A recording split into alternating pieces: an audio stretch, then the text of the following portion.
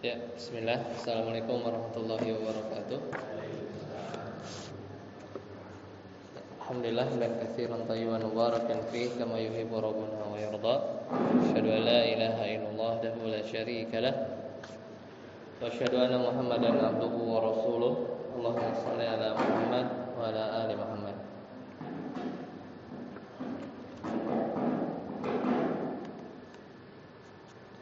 Alhamdulillahilladzi bi ni'matihi tatimmu shalihat. Alhamdulillah kita di malam hari ini bertemu kembali. Kita bersyukur kepada Allah Subhanahu wa taala, kita masih diberikan kesempatan, nikmat sehat, nikmat waktu luang dan taufik dari Allah untuk terus menuntut ilmu syar'i. Terakhir dari pembahasan kita di Fiqh Muyassar itu sudah menyelesaikan tentang salat ya. Mulai dari rukun, kemudian wajib salat, sunnah salat, pembatal salat juga sudah ya. Nah, kalau di buku Fiqh Muyassar itu setelah pembahasan salat yang maksudnya salat 5 waktu, itu dilanjutkan dengan perincian salat-salat sunnah ya. Misal salat salat duha, salat sunnah-sunnah yang lain ya. Insyaallah nanti hari ini kita belum ke buku dulu. Kita coba mau melengkapi ya dari pembahasan terakhir di gerakan-gerakan salat atau bacaan-bacaan salat yang sudah kita pelajari kemarin. Yaitu kita perkaya, ada satu materi yang bagus ya, yang ditulis jarang yang membuat judul ini ya, yaitu namanya tafsir salat. Nah, tafsir salat ini kita bisa belajar ya dari tulisan beliau, Ustadz Aminur Bait ya. Beliau menulis satu karya itu berkaitan dengan tafsir salat. Jadi sekarang kita murojaah apa yang udah kita pelajari sebelumnya, mulai dari takbiratul ihram sampai salam ya, sampai salam. Ya, jadi Rasulullah SAW ya itu pernah bersabda ya kan, sallu kama ya ra'aitumuni usalli. Kemudian apa yang kita udah pelajari atau hadis-hadis yang kita lihat kemarin itu murni atau banyaknya adalah terkait gerakan-gerakan ya kan, gerakan-gerakan sudah, zikir-zikirnya sudah. Tapi sebenarnya memang betapa banyak dari kita ketika sholat itu pikirannya kemana tahu tuh ya kan. Yang ingat jadi apa, yang nggak ingat jadi ingat ya. Semua rencana jadi ada gitu kan, muncul. Yang kerjaan lagi buntu tahu-tahu ada gitu ya. Emang kita kadang suka seperti itu. Nah, kenapa bisa demikian? Padahal Nabi SAW itu menyebutkan bahwasanya sholat itu sibuk sebenarnya. Kata Rasulullah SAW dalam hadis riwayat Imam Ahmad, inna fis salati la syughlan. Sesungguhnya dalam salat itu sebenarnya ada kesibukan. Ya, kalau kita juga sibuk, cuman sibuk mikirin yang lain ya. Makanya enggak heran nanti itu di level tertinggi para sahabat yang kalau kita lihat itu dipanah enggak berasa, rumahnya kebakaran salat enggak berasa gitu kan. Bisa begitu kan? Kalau kita kan mungkin beberapa waktu yang lalu ya ada gempa, ya berasa ya keluar gitu ya. Itu meskipun fikihnya yang pembahasannya lain, cuman ketika seorang itu berhasil pada derajat khusyuk ya, itu benar-benar disibukkan ya, benar-benar disibukkan. Dan ternyata kadar pahala kita itu bergantung pada kadar kekhusyuan kita ya, kadar kekhusyuan kita. Memang benar sepaket hematnya itu rukun sholat dikerjain udah gugur kewajiban ya. Semisal yang kemarin kita bahas ya, semata-mata takbiratul ihram, al-fatihahnya dibaca, gerakannya dibaca ya. Meskipun nggak baca zikirnya ya, karena kan kita ngomongin rukunnya gitu ya. Tapi kalau nanti di wajib sholat juga kalau sengaja tinggalkan atau lupa bisa sujud sahwi ya. Intinya kita sholat dengan paket ekonomis pun sebenarnya sudah mencukupi dari kewajiban kita. Namun itu bukan yang kita inginkan tentunya. Ya, tentunya kita menginginkan bahwa sholat kita ini benar-benar terpahami bacaannya dan juga gerakannya, atau dalam istilah para ulama disebut apa? Khusyuk. Ya, disebut khusyuk. Nah, kita refleksikan ada satu hadis Nabi SAW ketika beliau itu bahkan mengkondisikan khusyuk itu dari awal sholat. Ya, dari awal sholat. Banyak hadis-hadis bahwa nggak boleh sholat ketika makanan dihidangkan, kemudian juga ketika kebelet nggak boleh, ya, karena nggak mungkin khusyuk, ya, nggak mungkin khusyuk, ya, kalau memang tujuannya itu adalah khusyuk. Nah, ketika Rasulullah SAW bersabda, idhabu bihadhil khamisah ila abi Jahmi bani Hudzaifah. Jadi waktu itu Aisyah ya Rasulullah SAW pernah sholat pakai khomisah yang ada coraknya. Nah, jadi kayak macam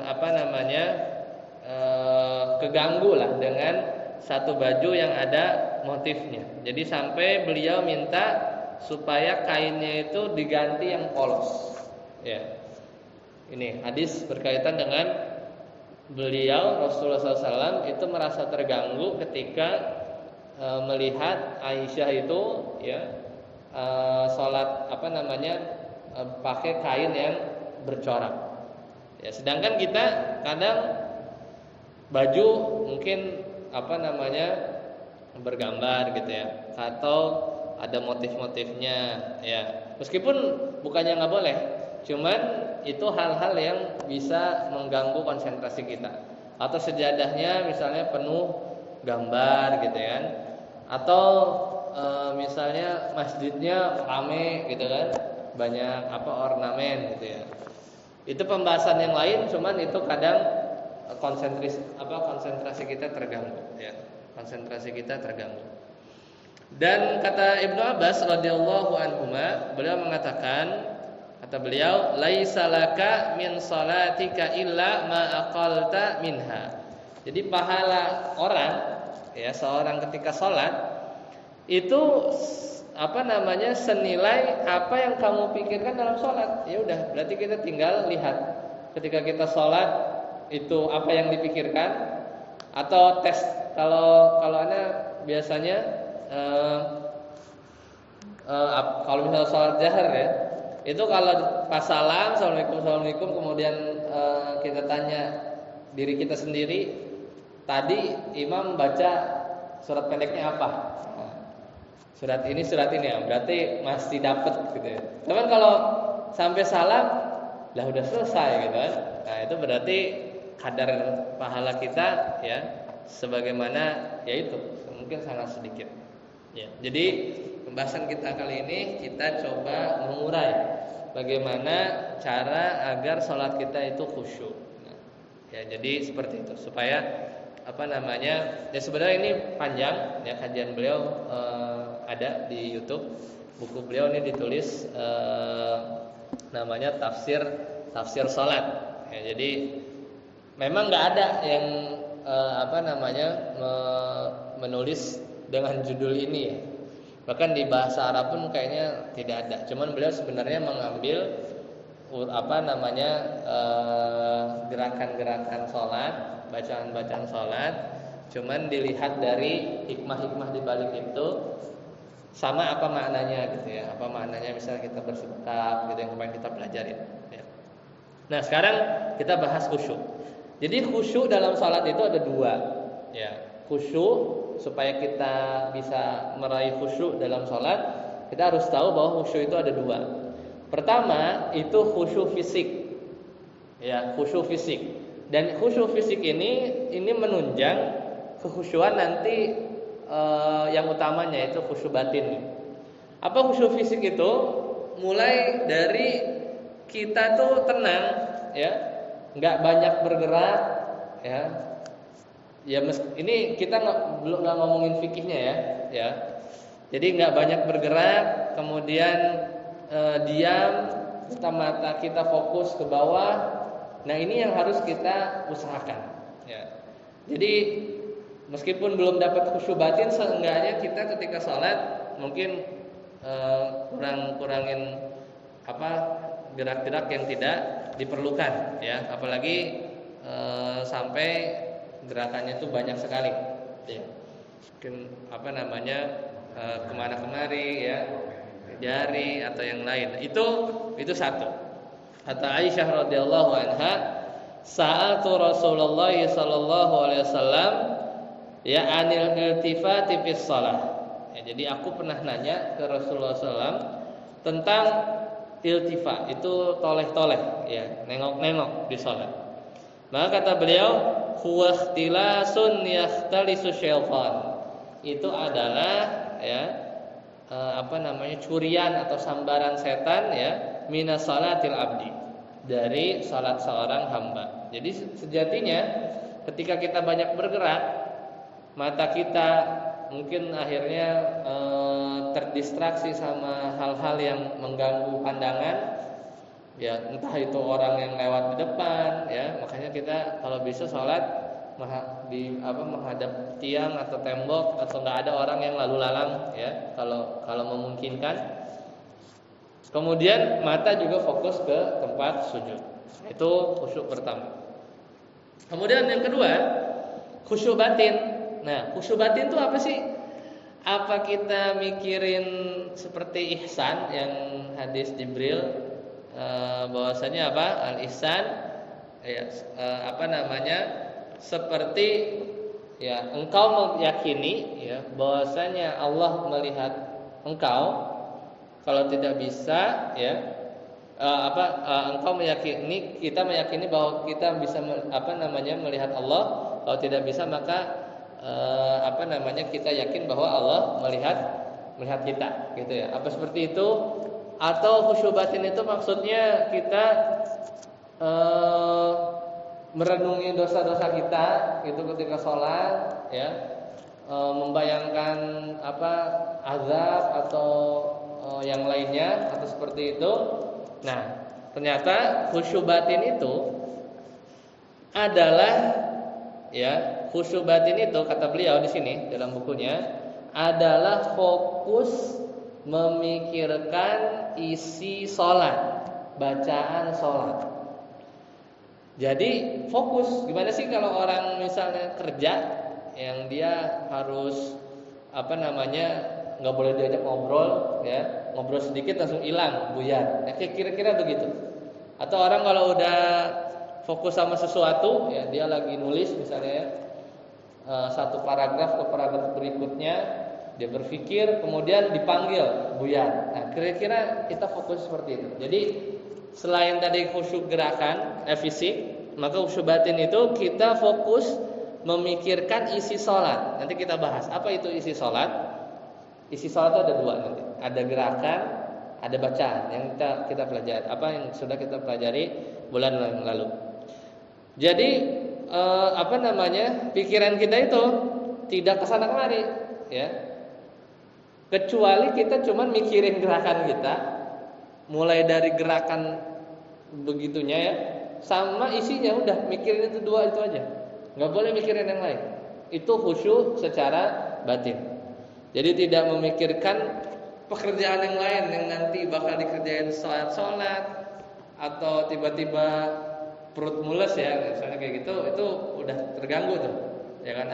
Jebak-jebak kebelet, pasti khusyuk batinnya udah nggak mungkin. Nah, dan itu apakah harus continue? Idealnya continue, ya.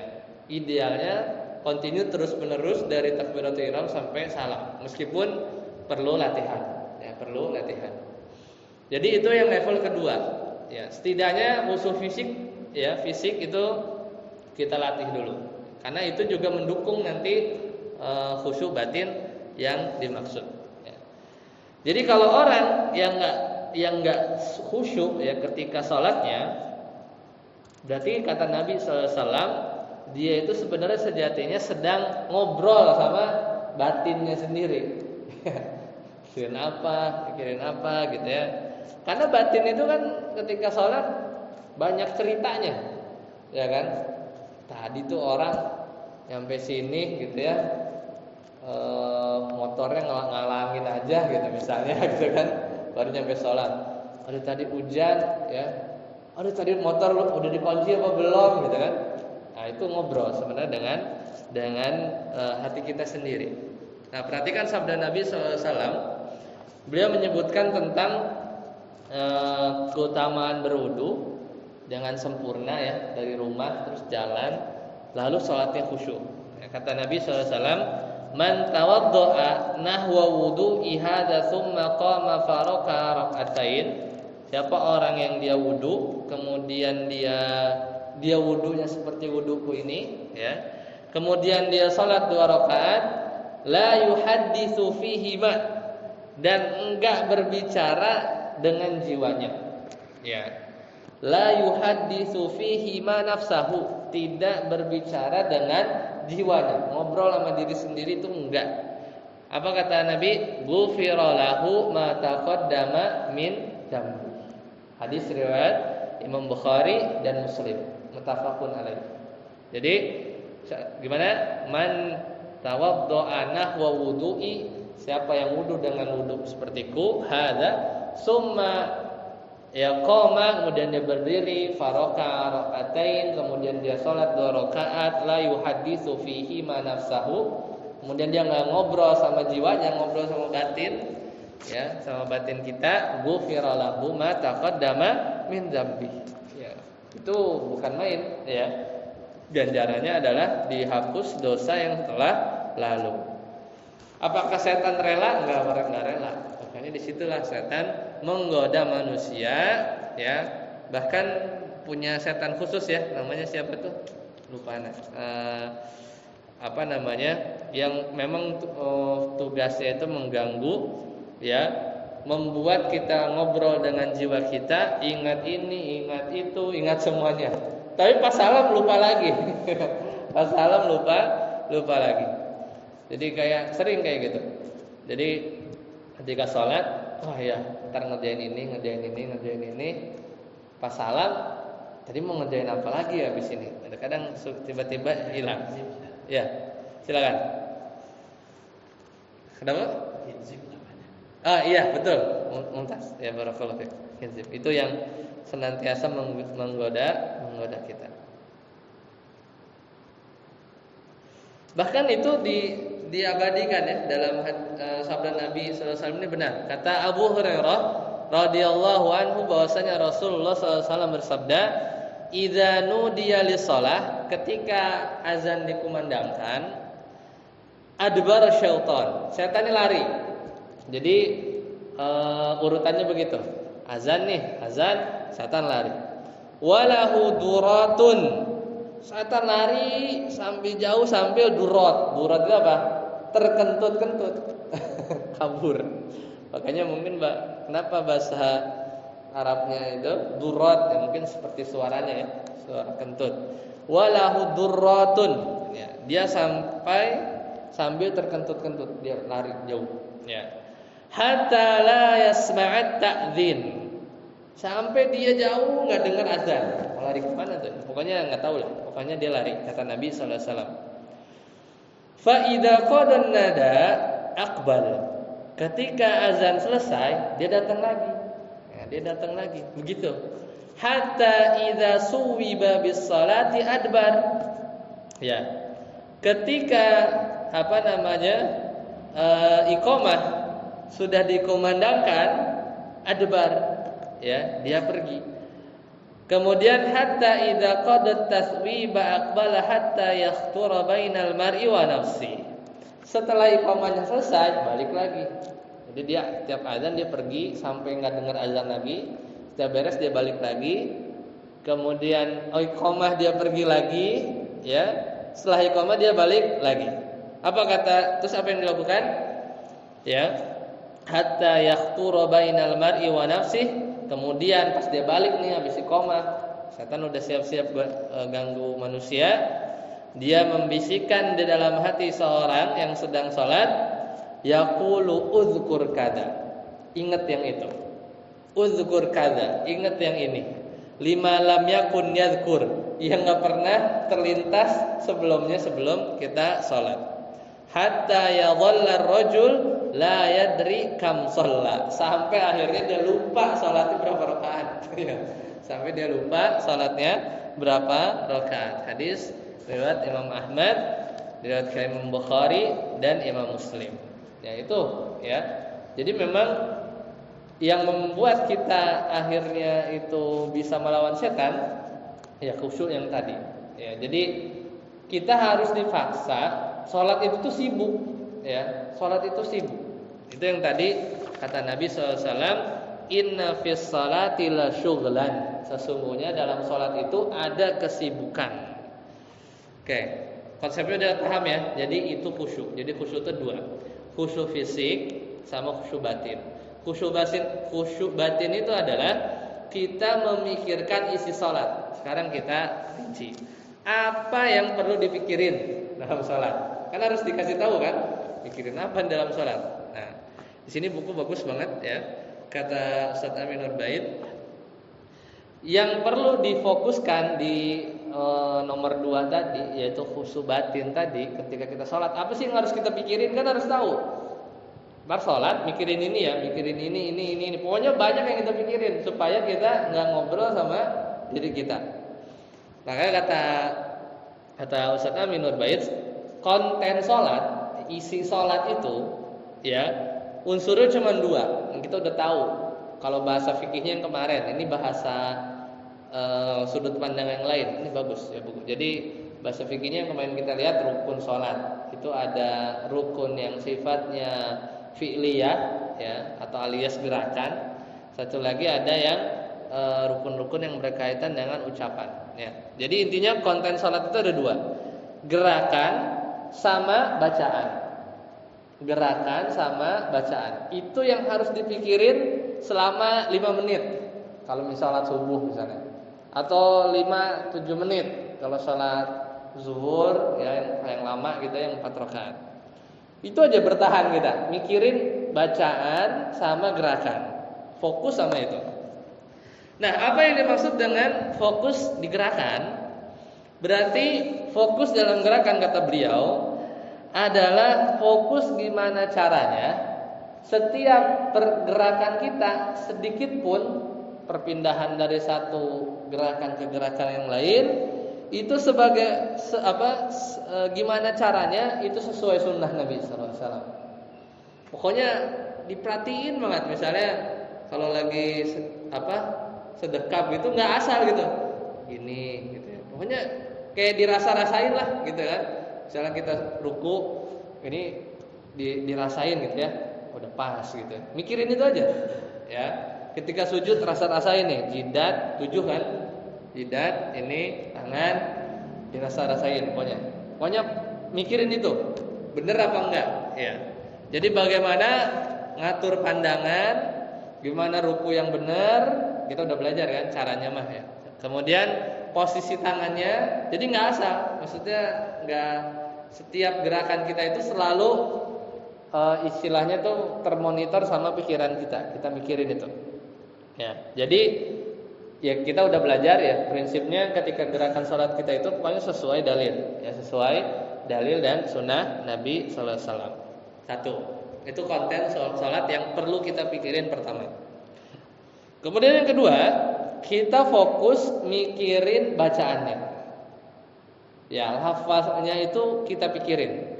Dan ini kenapa bukunya ditulis? Karena sebenarnya di halaman-halaman selanjutnya bacaan-bacaan yang kita udah bahas kemarin, kita baca kemarin, itu sebenarnya sama beliau agak mungkin ya ditafsirkan lah, syarahnya seperti apa.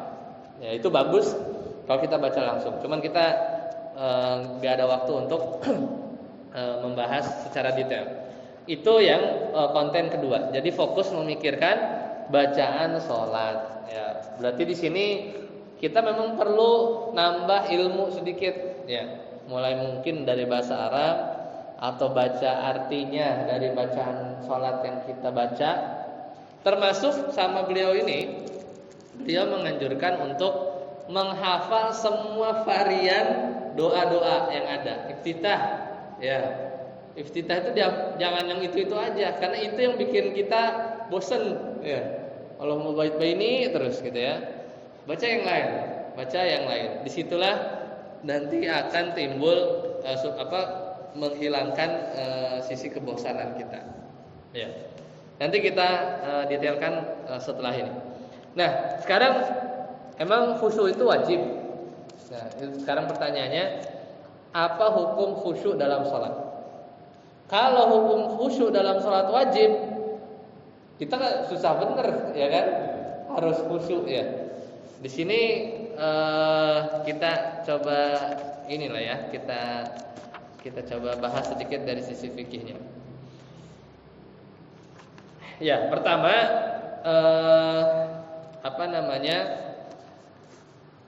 simpelnya memang hukumnya itu dianjurkan. Khusyuk itu tidak sampai derajat wajib. Ini jumhur ulama. Karena kalau seandainya khusyuk itu wajib, ya total dari awal sampai akhir, mungkin mana sholat kita yang khusyuknya gitu.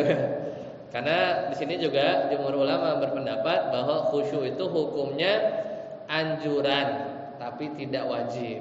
Ya, tapi status khusyuk itu apa? Penyempurna sholat kita. Tapi ya kita berusaha menuju ke sana. Kenapa? Karena di Al-Quran itu banyak pujian-pujian ya yang ditujukan kepada orang-orang yang khusyuk. Ya, pujian-pujian yang ditujukan kepada orang yang khusyuk. Dan sebaliknya di Al-Quran juga banyak celaan-celaan yang berkaitan dengan orang-orang yang enggak khusyuk dalam sholat. Seperti misalnya Allah memuji Nabi Zakaria, ya, yang beliau itu terkenal khusyuk ya dalam sholatnya. Seperti itu. Maka kesimpulannya di mazhab Maliki, ya, mazhab Hanafi, mazhab Syafi'i, mazhab Hambali berarti 4 semuanya itu menyatakan bahwa khusyuk hukumnya, ya, beberapa ulama ya di mazhab Hanafi, Malikiyah, Syafi'iyah, Hambali bahwa khusyuk ya hukumnya wajib. Cuman mereka itu berbeda mengenai status wajibnya itu gimana. Apa maksudnya? Jadi yang pertama, ada sebagian ulama yang mengatakan bahwa khusyuk termasuk kewajiban dalam sholat. Ya, khusyuk termasuk kewajiban dalam sholat. Kewajiban ya. Kan kita kemarin belajar kan ada rukun, ada wajib, ya, ada sunnah, ya, ada wajib sholat. Nah, jadi khusyuk, ya, itu merupakan kewajiban dalam sholat. Namun sholat itu tidak batal kalau nggak khusyuk, ya, tidak khusyuk. Karena apa? Ma'fu, ya, dimaafkan. Karena memang Allah tahu, ya, sulit, ya, sulit memang khusyuk total. Itu yang pertama. Yang kedua, ada yang mengatakan khusyuk termasuk kewajiban dalam sholat, dan sholat batal kalau nggak khusyuk. Ya, ini yang agak strict. Bahkan ada yang mengatakan bahwa khusyuk itu syarat sahnya sholat. Ya, tapi syarat untuk sebagian, bukan untuk keseluruhannya.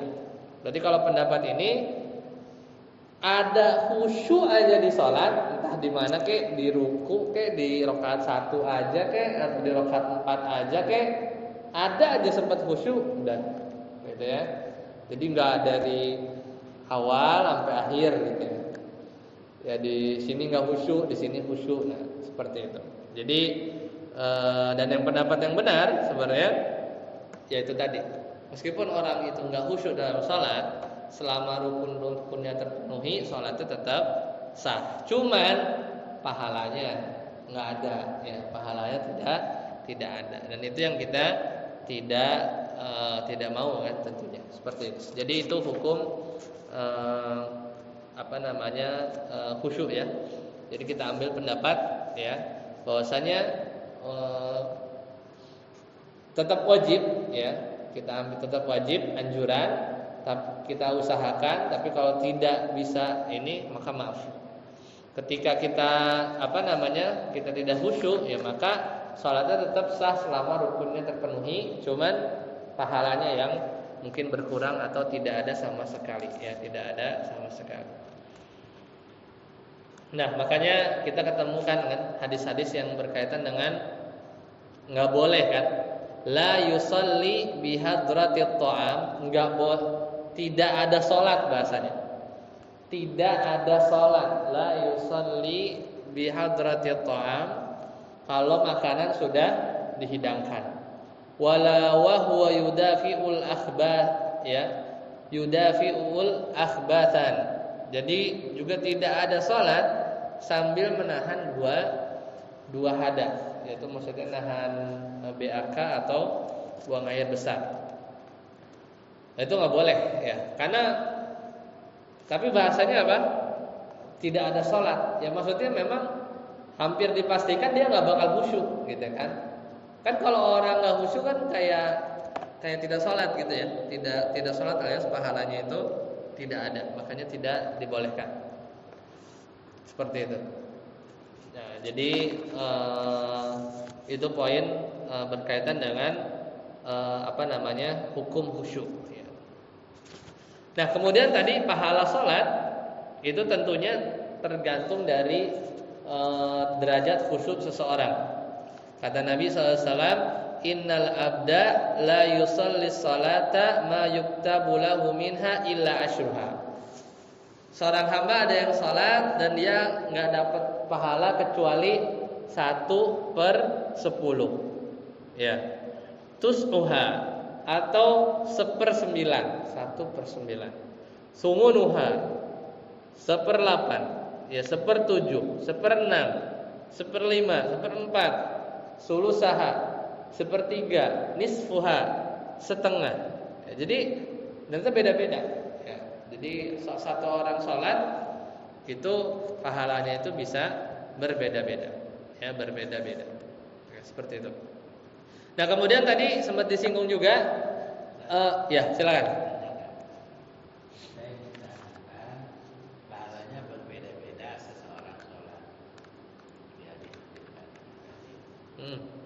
Apakah perbedaannya itu karena bersesuaiannya dengan sholatnya Rasulullah atau khusyuknya saja? Atau apa? Khusyuknya saja. Atau khusyuknya saja. Ya, jadi Rasulullah SAW tadi ya dalam hadis diriwayatkan oleh Imam Ahmad berbicara tentang pahala ya, yang berbeda-beda masing-masing orang tergantung kualitasnya. Nah, kualitas sholat itu ditentukan tadi kualitas sisi lahir ya, sisi lahirnya fisik ya, dan sisi batinnya ya. Lahirnya faktor-faktor kekhusyuan sholat tadi yang ada 2 ya, khusyuk fisik, khusyuk batin. Dan di bagian khusyuk fisik ya, kita memang harus contohin Nabi ya, ketika kita banyak yang tidak bersesuaian, pahalanya beda, pahalanya berkurang. Kemudian yang kedua, sama juga di sisi batin ya, mulai dari yang apa yang kita pikirkan, dari gerakan anggap sudah bersesuaian, bacaannya juga sama ya, yang kita pikirkan, yang kita baca makin dekat ke sunnah Nabi SAW, maka kualitasnya itu makin baik secara total sholat kita. Ya, jadi itu definisi khusyuk ya, yang menentukan kualitas. Jadi tergantung juga dari bagaimana gerakan kita sholat ya, bagaimana dekatnya kita dengan Nabi Sallallahu Alaihi Wasallam. Seperti itu, betul. Ya. Ya, sekarang tadi Anda mau jelaskan tentang makna ketika melihat Allah ketika beribadah. Itu tadi yang tentang ihsan. Kan potongan hadisnya apa? Anta budallaha, engkau beribadah kepada Allah ka'annaka tarahu, seolah-olah engkau melihat Allah. Apa makna kita melihat Allah? Fa in lam takun tarah, kalau kita enggak bisa melihat Allah, ya, di dunia ini tidak bisa, fa innahu yara. Ya, fa innahu yara. Nah, ini hadis Jibril, ya, yang biasa kita dengar di hadis arba'in. Nah, apa makna seolah-olah? Makanya kan kata beliau, anta budallaha ka'annaka tar. Bukan engkau beribadah kepada Allah seperti melihat Allah, tapi seolah-olah ka'annaka tar. Yaitu makna seolah-olah itu kan bukan benar-benar kayak mungkin dipahami sama sebagian entah sufi atau apa ya, yang dia merasa lihat gitu kan, beneran melihat, menyatu, ya, seperti itu. Itu bukan maknanya demikian, ya.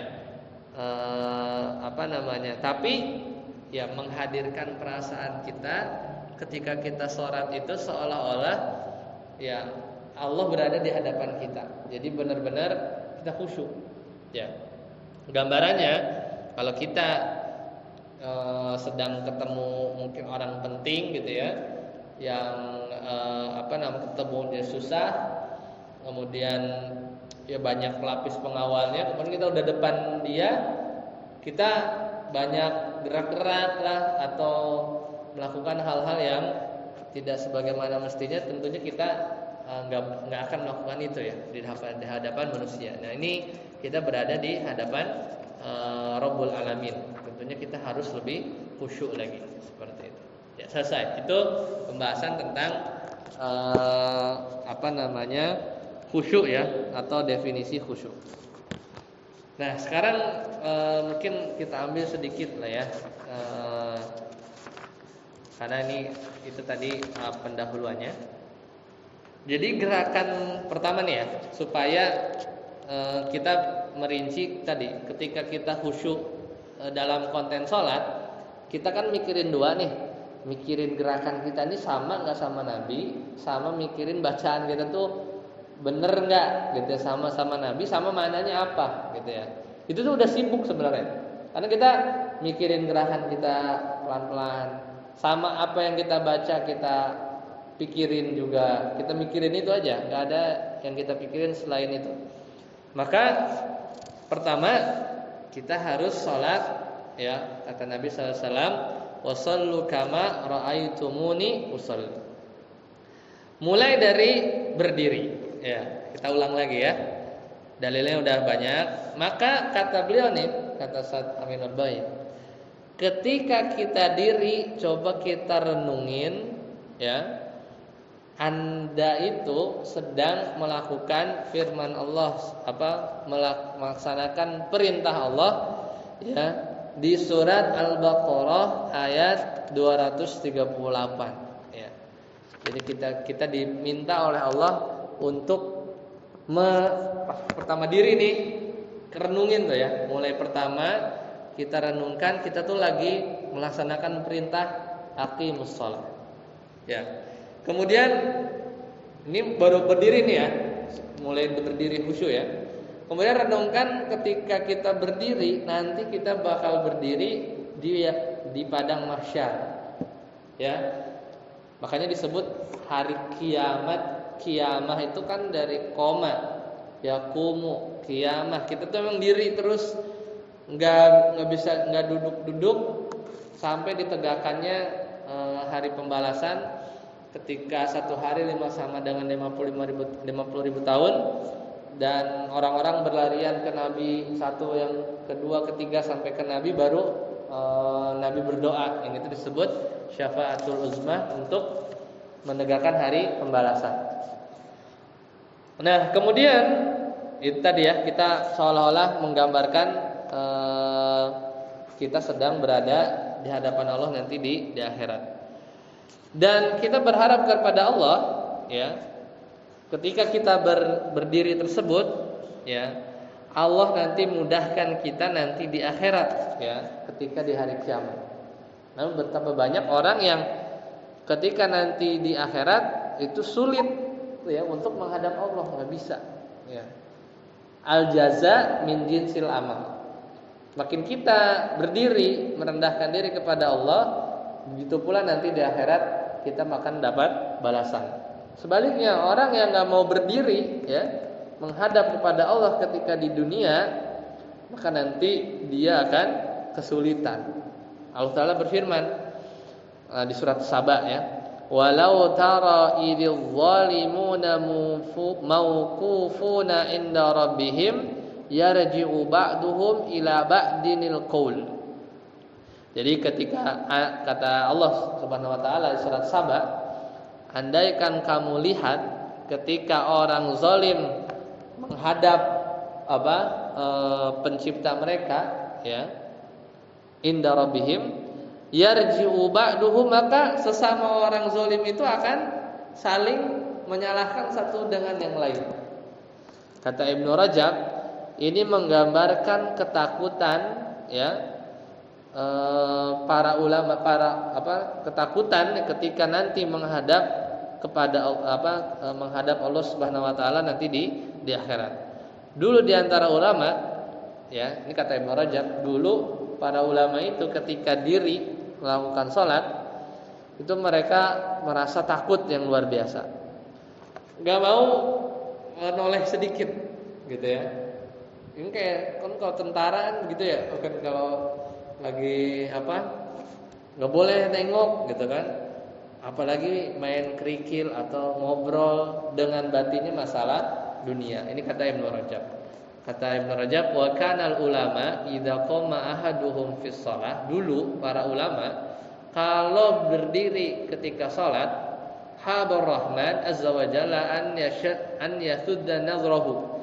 Maka mereka takut untuk memalingkan pandangan, menoleh, ya, bermain kerikil, itu juga, atau mengobrol dengan, ya, yuhdisu nafsahu bi syai'in minad dunya. Itu para ulama takut, ya, para ulama takut.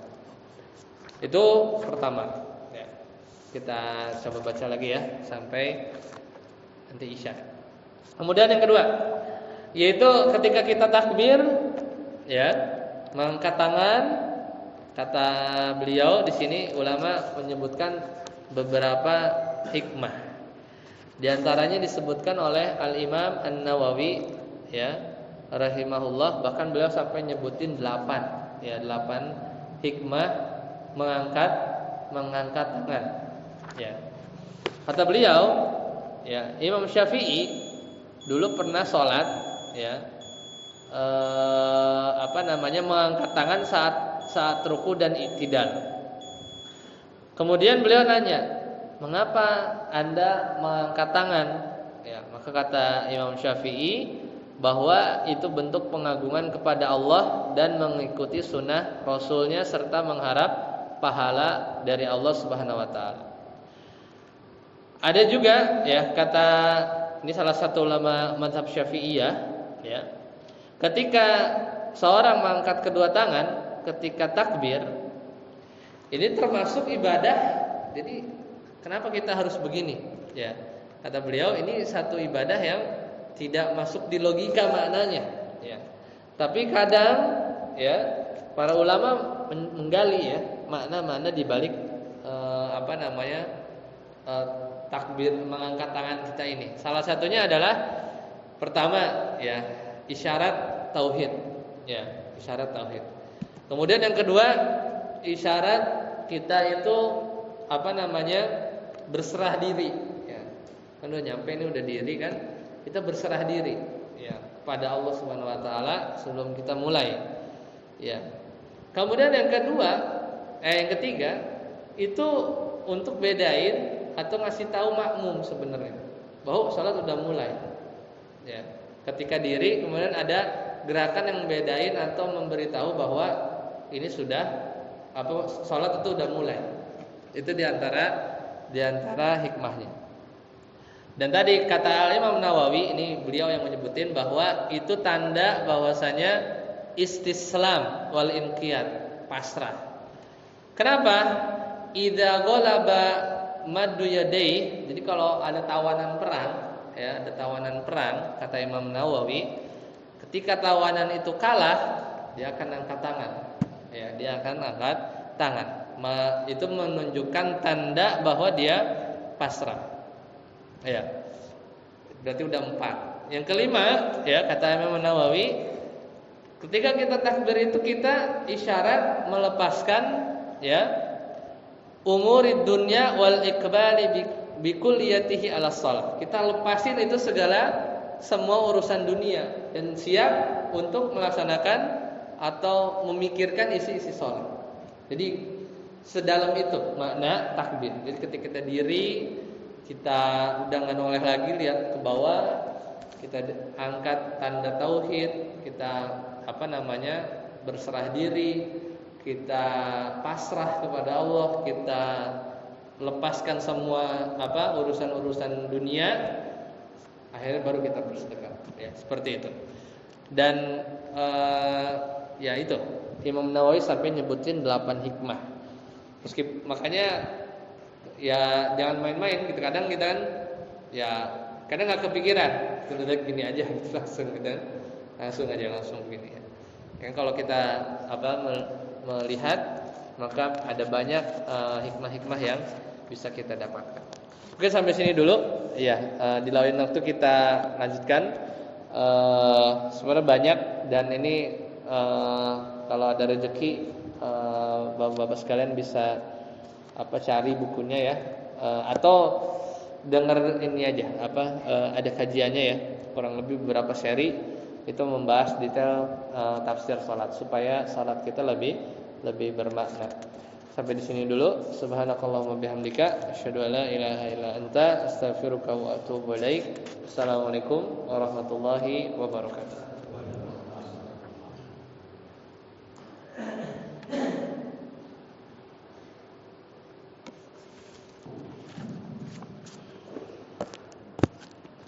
Allahu akbar, Allahu akbar.